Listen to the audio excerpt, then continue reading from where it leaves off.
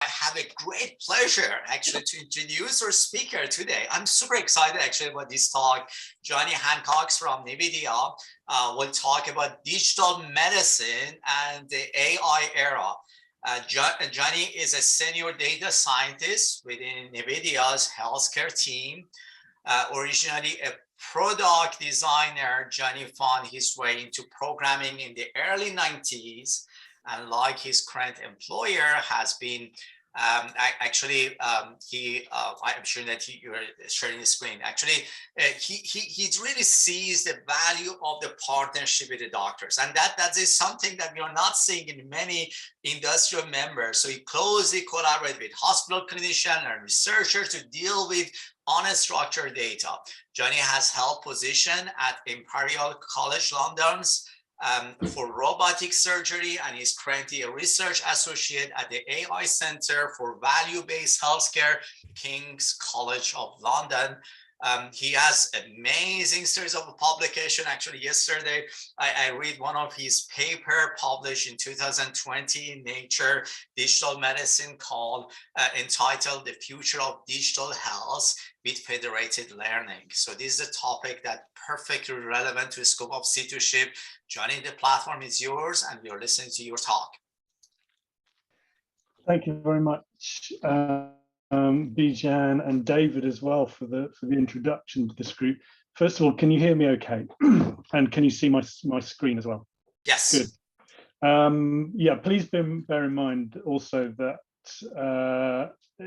I can't see any sort of comments, whatever. So if there are any questions, feel free to butt in, and I'll do my best to answer them. And equally, if there's any kind of connection issues, if somebody could let me know. I do have a sort of backup. Hey, Jonny, can I interrupt for a second? So I'm not sure that's a very good excuse for you. I was thinking that you might have like an AI kind of Sherpa on the side or maybe on your shoulder, giving you some of the key chats as they were happening. But anyway, maybe for the future. Yeah, unfortunately, Zoom isn't quite as advanced as some of the other technology that we produce. But anyhow.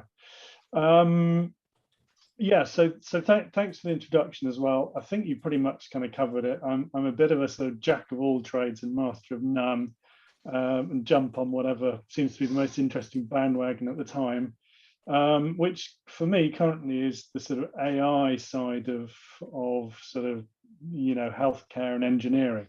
It's a really fascinating confluence of a number of different disciplines.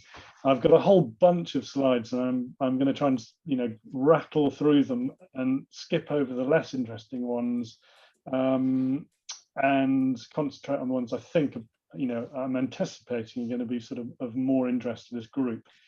I don't know whether the sort of the on Zoom whether that voting sort of icon thing works, but it would be quite useful if you could do a sort of a thumbs up. No, I think there's an option on the icons thing for like a tick or a cross. I'd be really interested to know if you manage to find the icon or emote icons button. Tick if you know already something about AI, and cross if you don't. Okay, I can't see that. Let me see, how many of those can I see? Yeah, I can't see that many. It doesn't matter. Just, oh, okay. So there's a few reactions there. Just trying to get a sort of, vague understanding. Okay. Right. So what I'm going to do, first of all, I'm just going to talk a little bit about Nvidia, kind of what we do, and then I'm going to talk a little bit about AI, just to sort of level set for those who perhaps not quite so up to speed with the technology, fairly high level. And I'm then going to talk about some of the kind of challenges that we're faced with in, not so much in sort of point of care healthcare, but more from the sort of data side of things. Some of the trends in terms of sort of data and technology that we're trying to wrangle. And then I'll talk a little bit about some of the kind of solutions and tools. And I don't want to, I'm not in sales, so I'm not here to try and sell you anything. But you know, we do have a lot of sort of stuff which is available, and I will, you know, try and highlight on some of the interesting bits and pieces. So yeah, many people think of Nvidia as this sort of, you know, gaming company, and they're a little bit confused. Well, when I first started at Nvidia, you know, people were often quite confused when people like me would show up at healthcare events and they'd say, why is this gaming company, you know, here at a sort of healthcare event? Hence this sort of slide. And it's true, we started off in 1995 producing these discrete graphics cards, and you know, the primary users for those at the time were people who needed very kind of low latency, highly responsive graphics, which turns out were mostly gamers. And as with any kind of new technology, it always seems to be initially used for sort of nefarious purposes. So, you know, I'm thinking the first computers, which are pretty much humans, were used for calculating trajectories of you know, missiles and things. And then, of course, you know, our atomic sort of, you know, first experiments were, as we know, used for sort of defense purposes. And again, the first supercomputers were all used for, you know, aviation simulations, various other defense things. And what do we do when we invent these gaming things? Well, we produce these games where people can fight each other. But I'm glad to say things have sort of, you know, progressed a little bit now. There are still games where people fight each other, but we do a lot more than that. And the main reason for this is as it turns out, these graphics cards are extremely good at other things. So we have, you know, one of the things that we have done, as I've mentioned in the sort of title, was really, as a company, we've been able to pivot very quickly. We've been able to sort of anticipate where our technology has, you know, the most attractive use cases, and move to those and kind of swarm them very, very quickly. And I'll talk about the sort of AI part of that in a little bit. But essentially, you know, if you think what a GPU does, it basically does these independent calculations. So for every pixel on a screen, you need to compute, you know, what color it should be showing. And each pixel needs to be done sort of independently if you want to do it quickly. And that's what these GPUs do. And that's exactly how most simulations, as it turns out, should behave. You know, they need to happen very, very quickly. And usually you're modeling something that has lots of independent things going on. And that is very true of AI, and it's very true of many other things I'm going to cover here. So nowadays, we don't really talk about ourselves as a hardware company. That's the other thing that people tend to sort of assume, that we make, you know, silicon. I mean, the first thing is actually we don't make any silicon ourselves. We actually outsource the sort of manufacturing process to Taiwan semiconductor company. And we do have a team of engineers who design the hardware, but actually most people at Nvidia are software engineers. And the reason why is because one of the things we recognize, that having all this hardware is great. You know, you can have the best hardware in the world, but unless people can use it kind of seamlessly, then it doesn't really count for a great deal. And that's one of the big differences between Nvidia and a lot of its competitors, is that we are this, you know, this computing platform company. So what that means is, you know, we don't just do the hardware, we do solutions. You know, we put that hardware in boxes which people can buy. So, you know, you can buy a DGX system, for example, that is a supercomputer in a box, but it also comes loaded with all the software you need to run it. And not just the software to run it, but also software to run all the sort of popular deep learning frameworks, for example, you know, AI frameworks. And it also, we have this allied sort of repository of accelerated, GPU accelerated software, which is all freely available. So, and it's very kind of modular. So people can just, you know, pull from this repository, you know, if they want to use TensorFlow or PyTorch, or, you know, one of our many sort of life sciences codes, and they will be getting something which will just run straight away and will run optimally. So that's our philosophy, is create this, these layers of technology, and the software in particular is very sort of layered. So if you need to use a GPU, at the bottom of this software stack there will be a driver, a very low level piece of code that talks to the GPU. We'll then have some other sort of applications which provides more sort of fundamental capabilities, like linear algebra, optimized linear algebra kernels, or pieces of code. And then we'll have things for sort of physics simulations, and obviously graphics, and many other things. And then on top of that we have these applications and these platforms. So that's how we've sort of built this software kind of moat around our hardware, which protects us to a great extent from the competition, quite honestly, because the millions of engineering hours that have gone into that are very difficult to just produce quickly. So deep learning, it's obviously sweeping across all these different industries. So not that long ago, probably, I don't know, 4 or 5 years ago, in fact 4 or 5 years ago, I used to work at Intel, and Intel has had a healthcare division for a long time. But like many large companies, there's this sort of pendulum of appetite for verticals, for specific domains. And I joined just when healthcare was very sort of popular. And then enthusiasm started to sort of wane a little bit by the time I left, just as Nvidia were actually starting some of these new verticals. Healthcare is probably the primary one, along with autonomous vehicles, autonomous driving. That is obviously going to be a massive market in the future. So, and there are various other ones, but they're all pretty small compared with probably healthcare and autonomous vehicles. So we just had our GTC conference recently.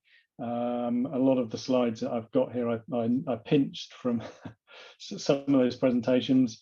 The head of healthcare was talking about some of the sort of challenges and opportunities within healthcare. And just to set the kind of scene, 30% of the world's data is healthcare data today.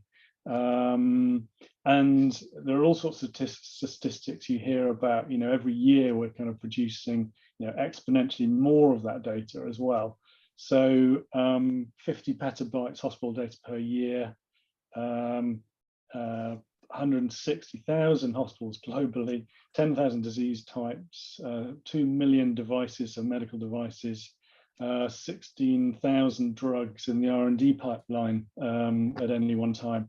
So these are big numbers, and obviously there's a lot of kind of technology that is driving and meeting these huge sort of needs, and of course tomorrow's needs, which is what my group, I suppose, are particularly interested in.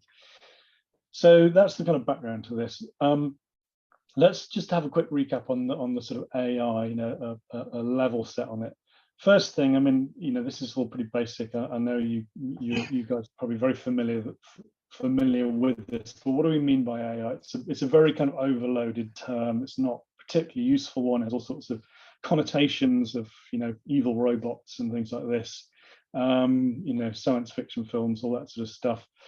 But essentially, what we're really talking about is machine learning, which is it's kind of a better term really. And machine learning has various flavors and tribes, and the one that is particularly popular at the moment is this deep learning tribe. Just out of interest, it was Marvin Minsky in 1956 who coined the term artificial intelligence when he convened the inaugural Dartmouth Summer Research Project on artificial intelligence. Of course, at that time, there was a huge amount of optimism. They thought that within, the end of the decade, there were going to be sort of intelligent robots. They probably thought that they were going to be probably about where we are now. And of course, we're still like sort of nuclear fusion. These general artificial intelligence always seems to be, you know, sort of decades out. Well, to be honest, I think we're a lot closer now than we ever have been. And if anybody has seen some of the sort of GPT-3 bot, you know, sort of conversational AI things, they are pretty amazing, as to be said. Anyway, that's another talk in itself. Yeah, so when AI first started out, we had these, you know, these like expert systems, things like MySyn for healthcare, which was a system for diagnosing and treating bacterial infections of the blood. And as some of you will know, you know, the problem with these systems is they're rules based, and they're sort of fixed, and they're rigid, and they just can't deal with kind of edge cases. There's no flexibility in them. You know, if they haven't been taught specifically on the, you know, the example you give them, they will often produce nonsense results. And as was the case with MySyn and a lot of its, you know, subsequent iterations, things like InterNIST as well, you know, they would regularly produce these dangerous, you know, sort of diagnoses and prescription suggestions, that sort of stuff. So, yeah, it's, you know, we all know AI in medicine is particularly difficult, but those sort of systems really don't work. So what's kind of changed? Why are we more interested in this again? So over the last few, you know, over the last decade in particular, we've seen a number of these, you know, kind of benchmarks, these milestones, which were always kind of held up as well. You know, if a computer can do that, then that, you know, that is intelligence, sort of thing. Now, having said that, as we've struck a lot of these off, we've sort of reevaluated our definition of what intelligence is. You know, when with the whole deep blue thing, I mean, yeah, to be honest, chess is still a rules-based thing. Having said that, of course, the number of combinations is intractable, so you do need some sort of intelligence to be able to overcome that, you know, to shortcut these sort of intractable, you know, computations that you'd have to do otherwise. So, you know, there's kind of seeds of some general intelligence in there, but since then we've seen some pretty amazing things that you know we are really quite impressive. I mean, in particular, you know, most recent things like AlphaFold, which I'm sure you will all have seen, you know, the predicting the 3D sort of shape of these proteins. It's quite an amazing breakthrough, which people really thought was still quite a way off. I think the first one that really made people take notice was this ImageNet one. So ImageNet, it's a collection of images, all classified, thousands of categories, you know, millions of images, mostly dogs and cats, and, you know, sort of internet style images. And the sort of computer ability using machine learning to classify these correctly had kind of stagnated until 2012, when this you know, sort of legendary AlexNet network came along, which is probably the first of the, you know, modern sort of deep learning networks, convolutional neural networks. And since then, you know, we've seen a number of progressions. 2014 was the last year that us as humans were able to do a better job. Ever since then, computers have overtaken us. So just on that, this difference of, you know, so the artificial intelligence is the very general sort of term that we use for pretty much any type of computing. Machine learning is using some sort of regression sort of techniques. So, you know, it's the computer is learning the best set of weights to give, you know, a certain set of variables, whatever. It's based on the data, and it's based on this sort of idea of training. So there's a feedback loop involved in it. That's the big difference between that and the more, you know, kind of expert systems. And then the difference between machine learning and deep learning in particular is this point that with deep learning, we're not actually telling the computer which features to use to classify, you know, in the case of images, you know, well, it doesn't matter what the input is, to be honest, but before this, with machine learning, you need an expert to tell the system, right, if it's got this keyword, if it's a spam filter, then it must be, it's more likely to be, spam or not. Or with previous iterations of machine learning, you might write a machine learning thing to recognize cars, but you would have some sort of, right, if it's got an ellipsoid in it that's sort of silvery colored, then that's probably a wheel, especially if it's got a black outline.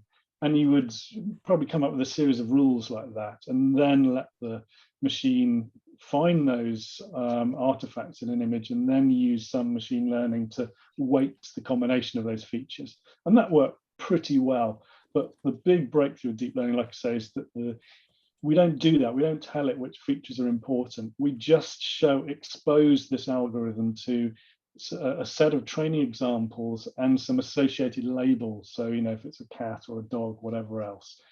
And we just basically feed back a sort of loss to it. So however wrong it is, we tell it, no, that's wrong. And we give it some sort of value, the amount of wrongness, or in the case of reinforcement learning, the amount of rightness, if you like, the amount of reward. Computer then learns its own set of features, and often those features are pretty meaningless actually to humans. That sometimes some of them are, sometimes some of them aren't. But that's the big difference. So you don't need the expert to tell the programmer, what to do. You just need a data scientist to present an algorithm to the data and the labels, and it will train itself. So that's really the big sort of breakthrough on this. And of course, there are different types of deep learning networks, and the ones that we tend to use in things like radiology are these convolutional networks. So you start off ingesting an image which may have a number of channels. So if it's a color image, it might have a red, green, and blue channel. If it's an MRI, you might have different channels for different various different sort of attributes that the study can collect, and they will be sort of the pixels will be kind of correlated by their position, but of course the channels are kind of independent information, if you like. So you then pass them through these convolutional filters, and I always find that sometimes the best way to try and explain things is actually using Excel, because everybody knows how to use Excel. So I'm actually going to show you how convolution works using Excel.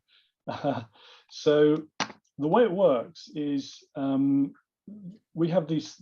So if you imagine this thing that's got the sort of green rectangle in it, that, can you see? Are you able to see that on screen? Hopefully you can. So we have a bunch of input pixels, and they're set to zeros and ones. So you can see zeros and ones, and I've made it so that the higher values go green, and the lower values don't. And then what we do is we pass this kernel over it. So the kernel basically just does a multiplication.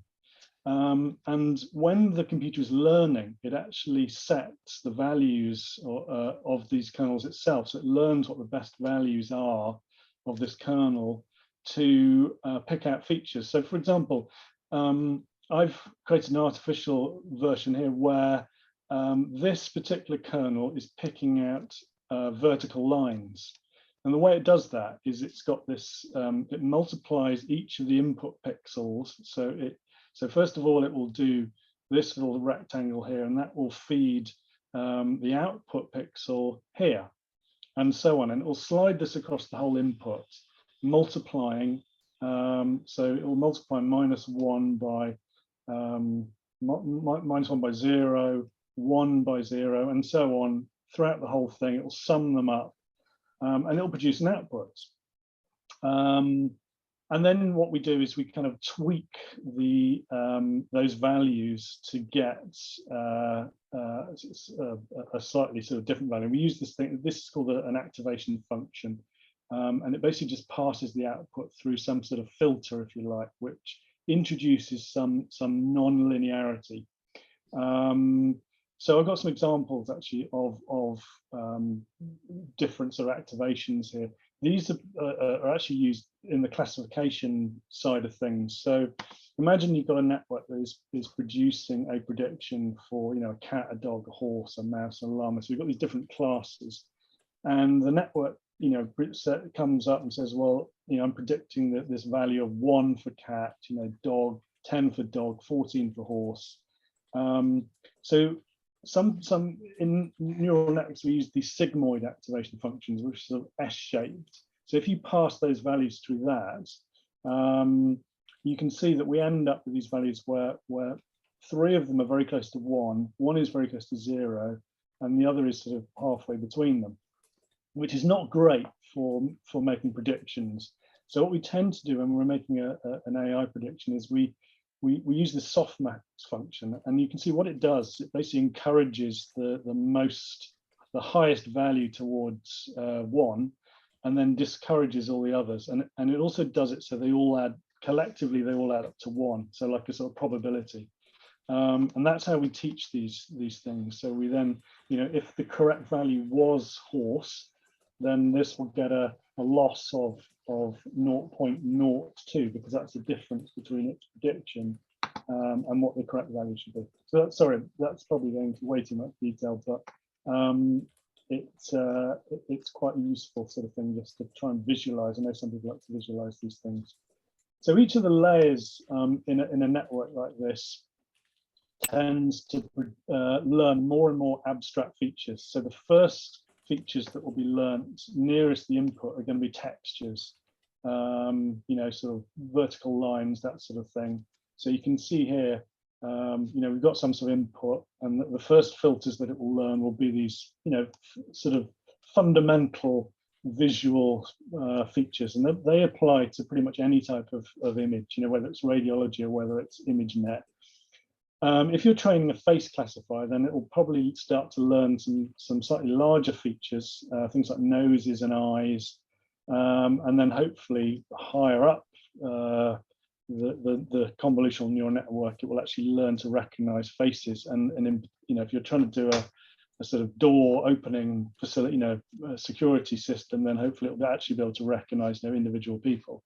So you can see we move from these sort of very generic low-level image features up to these more abstract specialized features. That's how these convolutional networks work. And they're really the sort of the fundamental sort of shifts. Sorry, was there a question there? No, okay. So there are now some different types of networks emerging, and I'm sure some of you have heard of these and seen examples of them. So I'm going to pick out 1 or 2 interesting ones. So the first one is these generative adversarial networks. These use this sort of, it's like a sort of game theory approach.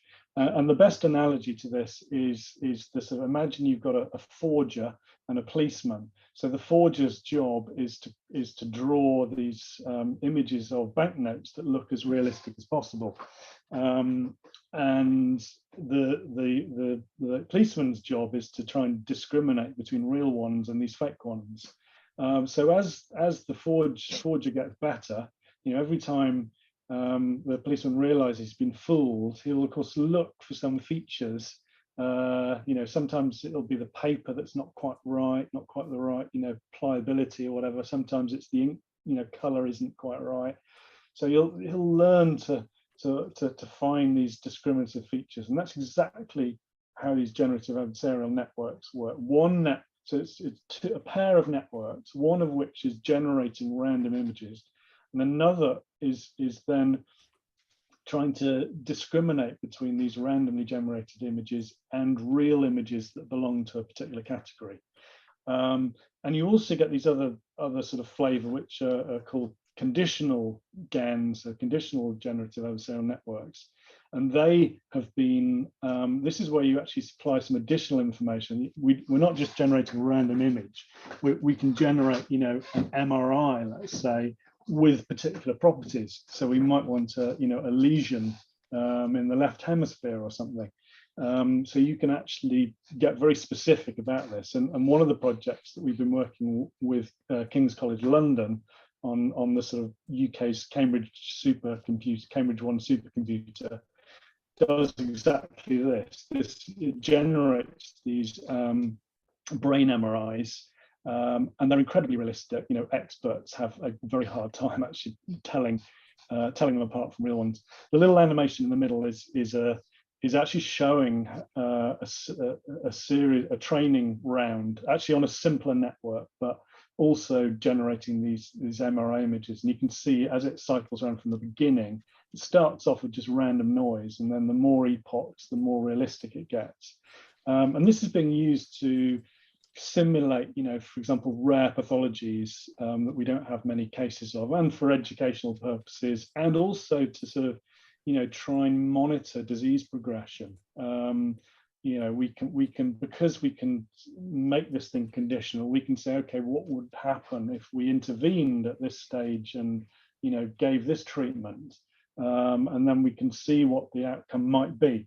We can sort of model how, you know, how predictable the behavior is given certain conditions.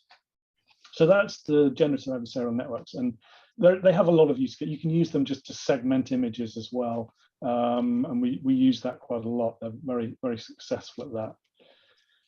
The other one, which is really gaining traction, are these recurrent networks. Now, they have typically been used for things like language translation, so rather than perhaps images. Although with all these deep learning networks, to be honest, the networks don't really care whether they're images or text or anything else, as long as there's, you know, the input is coded in some way into a numeric form, they're not fussy. It's usually more just a question of how you frame the problem.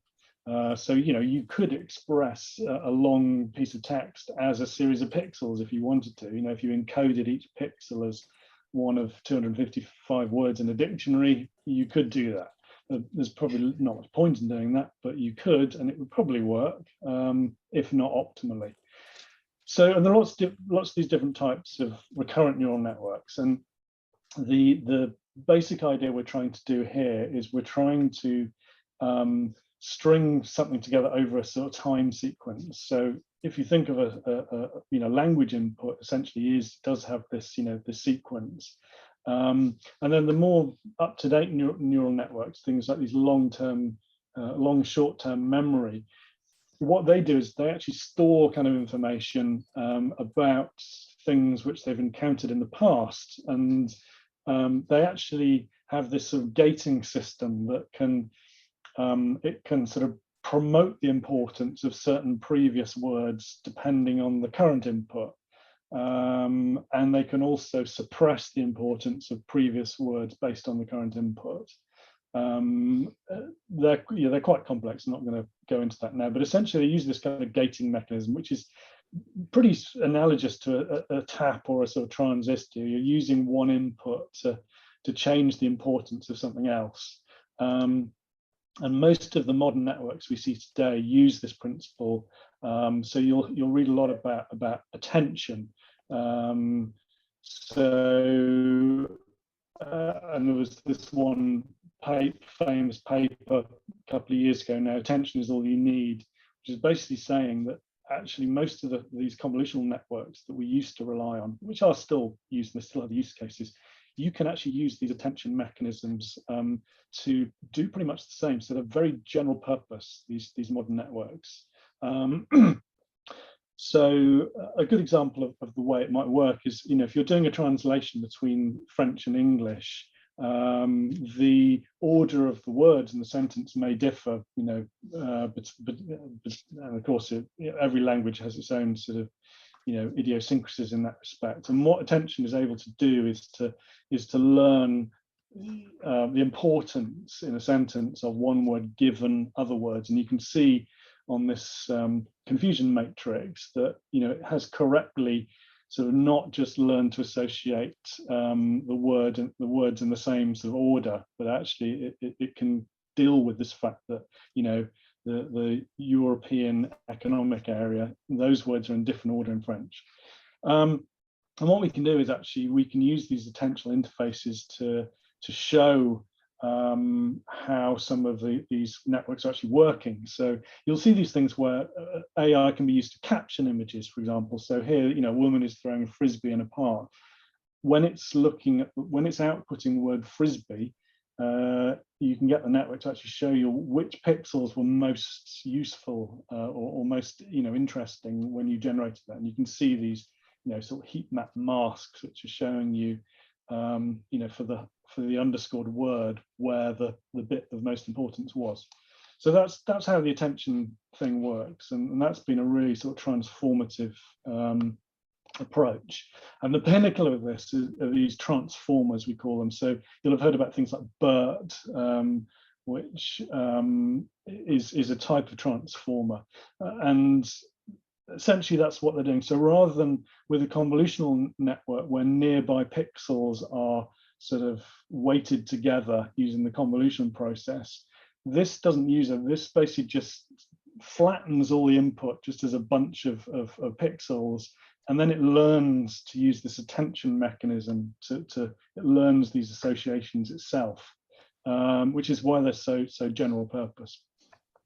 Anyway, so I'm going to skip. That's the end of the sort of AI lecture bit. I'm going to move on to some slightly more applied stuff now. So I'm going to skip over some of this as well. So GPUs have grown sort of beyond Moore's law, and we've really needed this because we've got things like drug discovery, where the cost of actually generating these getting these drugs to market, 2 billion, 12 years, a very, very high failure rate. We need to try and reverse this trend. And to do that, we need to do we're hoping that AI can really help here. So pharmaceutical company over the last 25 years really shifted from this wet lab driven approach to this more sort of computational approach using these machine learning methods. So a good example of that would be something like the SMILES. So this is chemical synthesis. So we're what we're essentially trying to do is to train networks to do things like, for example, these language models, you can show them chemical formulae and you can show them the properties of known chemicals, and it will learn to associate those, and therefore it can then generate new compounds with similar properties, just using these these sort of ASCII chemical formula. Which is intriguing kind of approach, and there's a whole plethora of these sorts of things which are being used, and that graph is just showing you this. We're a lot better now at doing those sort of things than our human experts.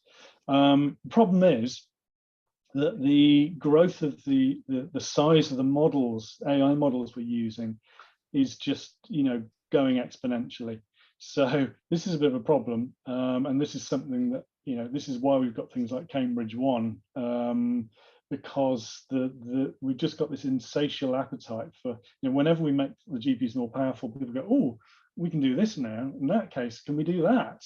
And the demand just sort of grows even more. But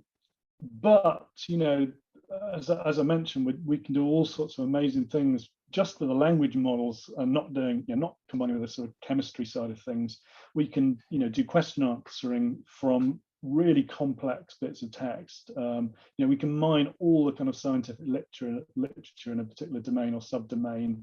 We can teach AI models specifically to understand kind of science and healthcare science, syntax, and learn the very sort of particular use of words within our sort of domains, and get it to do all sorts of really quite useful things. Like I say, if you look at something like GPT-3, which is the basis for a lot of the really big sort of powerful language models you see today, the numbers are quite so scary. So picking one out here, 430 zettaflops. So this is floating point operations. Think of it as just number of computations to train one of these things. So that's a 10 with 10 to the power of 21. computations. It's a staggering number. And this can take months, even on a supercomputer, to train these to, to the highest level. And to be honest, the bigger the models get, the more we see that actually we're not seeing any plateau.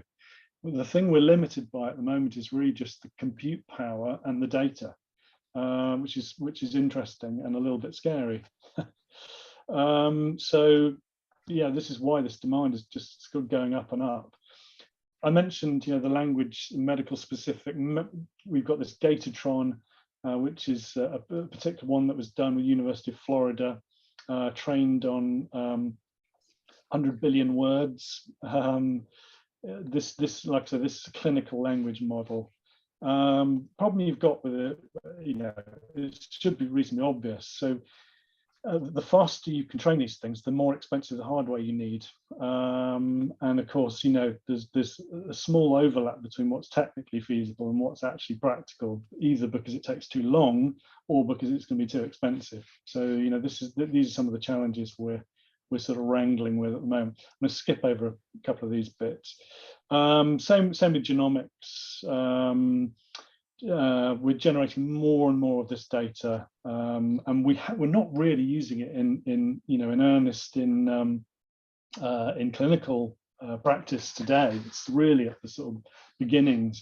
But what we're finding now is that the machines that can actually do the sequencing have got so sophisticated that they can generate so much data that we can't keep up with the data they're producing. So again, we've got customers who are crying out for how can we analyze this data faster? There's just so much of it.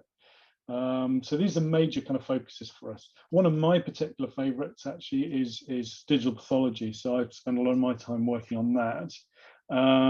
And again, one whole slide image, if you wanted to view this at full resolution, you'd need about 2,500 4K, wall of 2,500 4K monitors to view at full resolution. They're just huge. To put it another way, this is a very popular machine learning training data set called CFAR10, and the whole of this training data set can fit into a box that size on a single whole slide image. So how do we deal with these things? So one of the interesting tools and technologies at the moment is this thing called Clara HoloScan. I'll talk a little bit about this. I realise I haven't got a huge amount of time left, so try and pick up on some of these the main sort of themes. But medical devices integrating AI and robotics is a really big focus area for us. I mean, in the healthcare industry, most of our revenue actually comes from medical devices. And one of the real growths for GPU use within those medical devices, apart from the image processing, is the incorporation of AI. So we're seeing a growing number of these, and also for things like real-time control over robotic systems. So for robotic surgery, a lot of companies like Stryker and Medtronic who have got these robot-assisted surgery devices.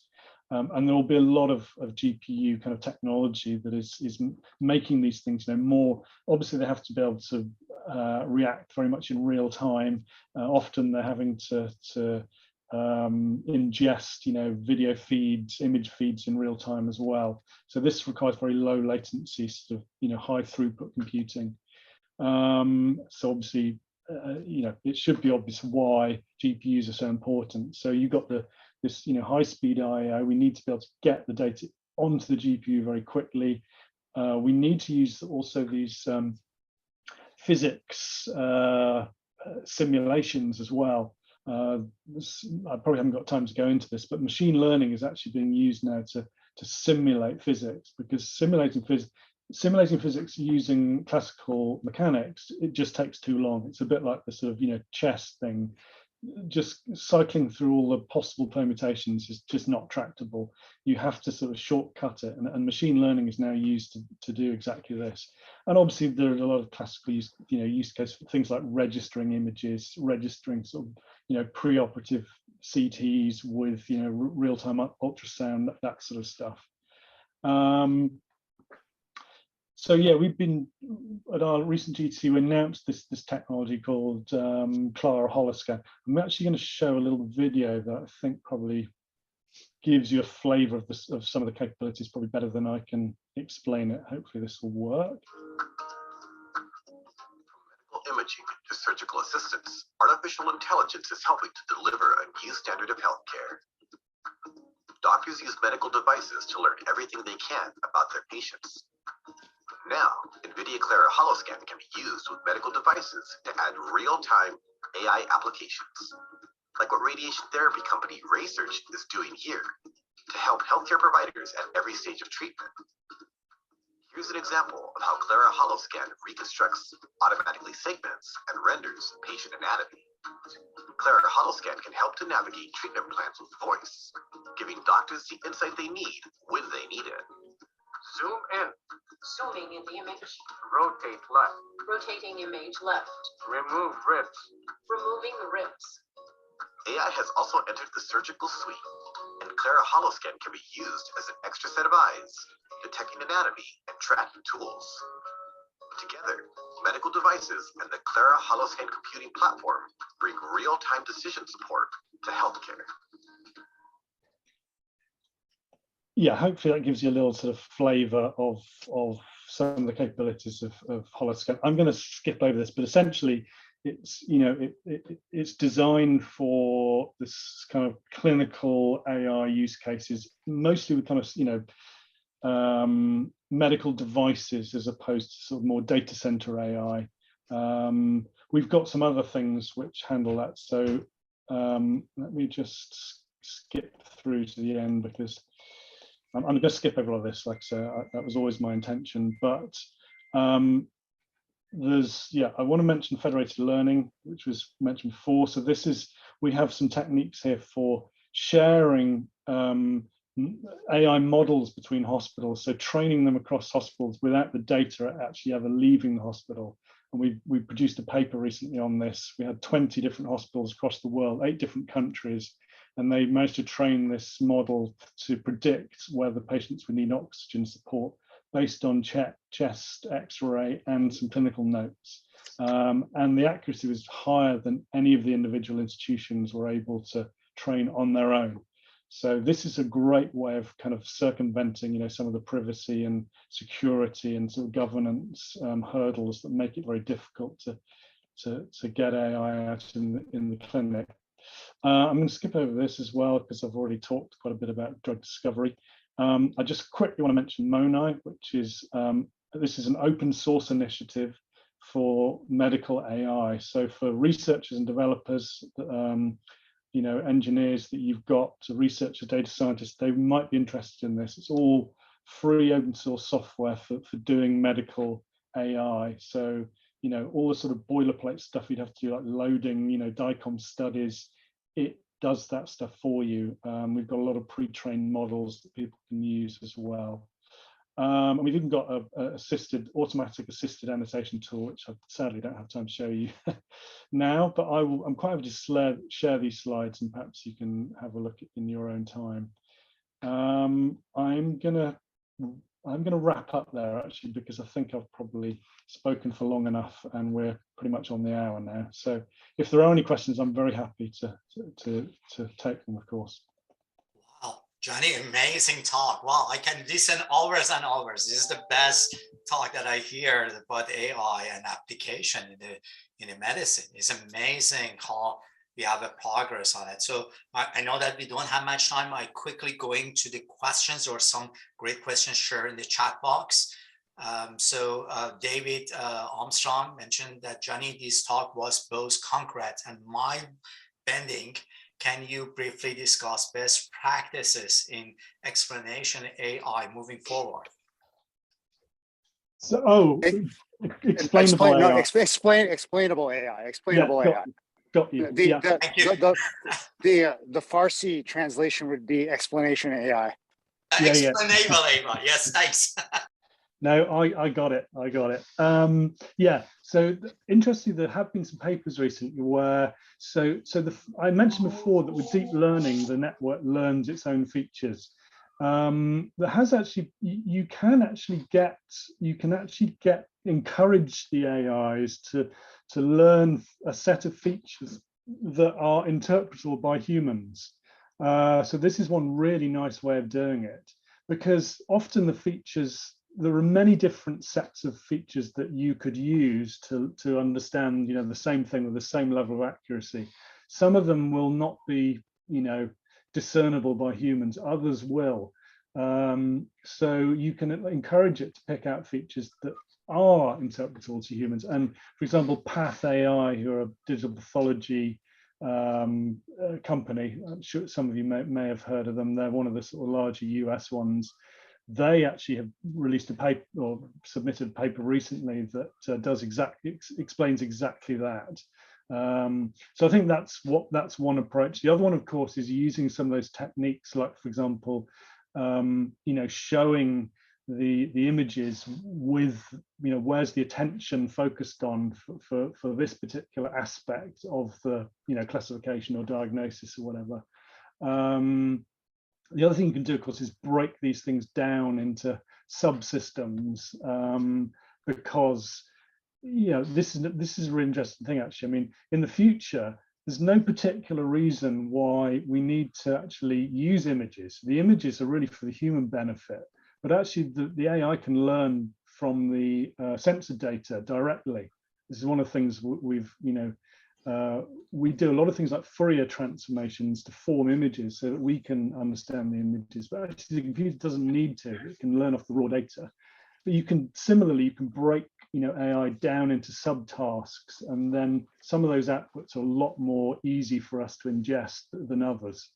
But yeah, I don't have a magical answer for that, but I think because, you know, unfortunately, as we all know, extremely high dimensional data, humans are not very good at anything beyond the sort of 3 or 4 dimensions. So, and actually, you know, the other thing is some of the things which computer scientists and data scientists do to sort of give the impression that things are more explainable. There's been a lot of research that shows actually they're pretty arbitrary. You know, you can get a sort of, you know, PCA or SNE plot, you know, some of these scatter plots to look pretty much like anything you want them to look. So it's not easy. You know, It's I think amazing, Jonny. There are a lot of comments, and including me, that whether we can have part 2 of this talk, because there are a lot of enthusiasts about the application. And even when I'm seeing the picture that you share, we are using OpenPose for exactly fall prevention. We have a project on surgical proficiency. We will love to hear this continuation. So I will follow up with you to get hopefully a part 2 of your talk, because this is amazing. It's great. So I quickly going to, David, it seems that you have a follow-up comment. Please go ahead. Oh, I don't think I had a follow-up. No. Okay. Actually, I did, Bijan, just real quick. The reason why explainability is such a big deal in medicine is that these models sometimes can lock onto a feature that's really irrelevant to the diagnosis. And because the model's effectively a black box that takes in data and then gives you an answer or a probability, it's really important for the physician or the caregiver to understand how did it get to that. So Jonny mentioned, for example, sort of showing an area of interest in an image, but there's a lot of history of these systems apparently seeming to give great results, and it turns out that they're looking at something that's completely irrelevant, like like institutional information in the side of a CT scan. So that's why that explainability is such a critical thing. Exactly right. This is the fear that something like this could happen, and then people would just throw the baby out with the intelligent bathwater. Yeah, exactly. I mean, and there are some pretty good papers coming out now that are showing that a lot of the early successes around neural networks and medical applications really weren't very repeatable. And one of the things that was happening is when they moved the model from literally like one hospital to another, enough things changed in the overall kind of signal chain to essentially totally confuse and break the model. So it was really cool to hear about the projects that Jonny mentioned, where they're looking at multi-institutional models. Yes, and you're absolutely right. That's the benefit of those federated learning models, and it's very interesting as well because what of course on the one hand, because every hospital tends to have a slightly different demographic apart from anything else, different acquisition devices as well. And there are all these little biases in the data, and on the one hand, having a general model that's is trained on a much broader set of input is good. But then the interesting thing is that you get even better accuracy if you then take that general model and then you do a little bit of fine tuning again just on your local data. That seems to be the sweet spot. But the other thing is that you obviously can obviate all the issues of confidentiality and data sharing that may be different between hospitals, right? So that's I think that's also a very endearing feature of the federated learning approach as well, Johnny. Yeah. Absolutely. Yeah, absolutely. One other thing, just along that same lines, is this idea of foundational models has a lot of very interesting social and kind of privacy concerns. In the Stanford HAI Institute, or whatever it's called, is doing a lot of studies about this. And they actually did a conference this fall, a 2-day conference around these foundational models. So it's a fascinating area and very fraught with a lot of challenges and complications.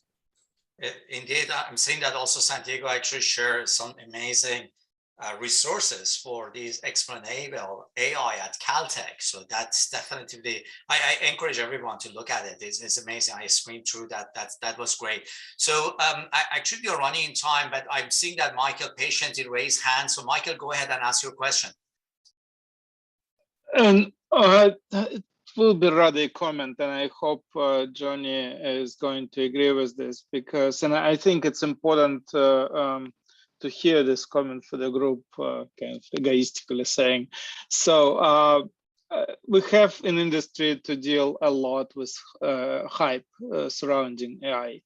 And some of this you already discussed today.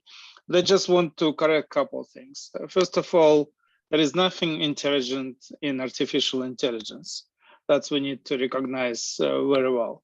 So this is a pattern fitting, pattern matching with some degrees of generalization, very important function of intelligent systems, but it is not the essence of intelligence. I particularly belong to the school of thought that it's intelligence is elsewhere, but that's the topic for the other conversation. Having said that, obviously, all these algorithms are very important for development of our software and advancing these functions. And what they can do, well, we should, of course, advance. We just don't have to overstate what they can do. The problem appears, Jonny mentioned this already, on the border. For example, he mentioned that as dimensionality of the systems, the number of input parameters is growing, the computation is growing exponentially. Obviously, our brains are not working that way. So intelligence is not a computational problem.